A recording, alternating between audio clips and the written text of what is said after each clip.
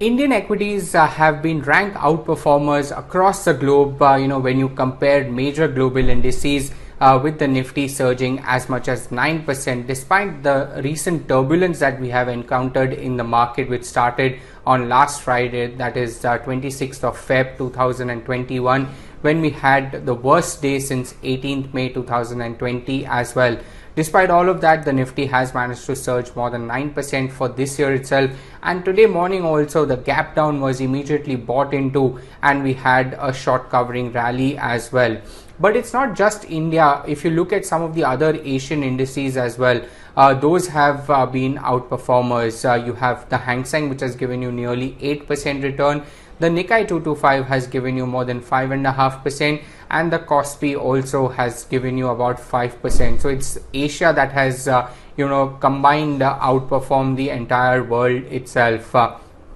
Talking about the developed markets, some of the European indices like the CAC, DAX and the FTSE, those have surged about 2.5 to 5% each.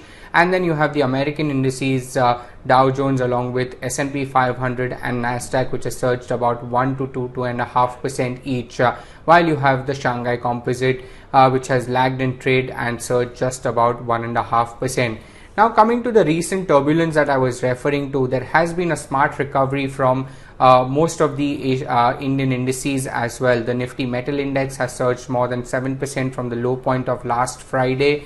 Nifty IT has gained more than 6%, and then you have the small and the mid cap index, which has gained about 5 to 6% each, along with the auto, PSE and energy sector also, which has given you about 5 to 6%.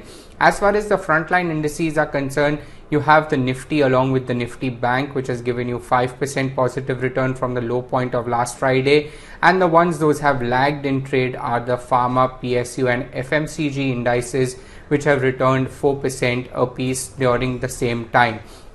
Now, there are a few factors that I want to highlight why Indian equities are at the forefront and in limelight as well. One is, of course, the FII money has been constantly chasing Indian equities. Last year, we had $25 billion that were poured into Indian equities by the FIIs, and so far this year, that amount has already surged to more than $5 billion as well. We also had the finance minister who presented a growth-oriented budget, because of which we had a spurt in the markets on Feb 1st and 2nd. And also there has been the earnings recovery picture that is playing out. So the last quarter for the Nifty, it actually posted the highest quarterly ever EPS in excess of 160 rupees as well. Lastly, on the COVID-19 vaccine front, the drive has definitely been picking up as far as India is concerned, because we are now the fifth highest country by number of doses that have been administered to the entire population, with more than 1.5 crore people already vaccinated with the first shot of COVID-19 vaccine.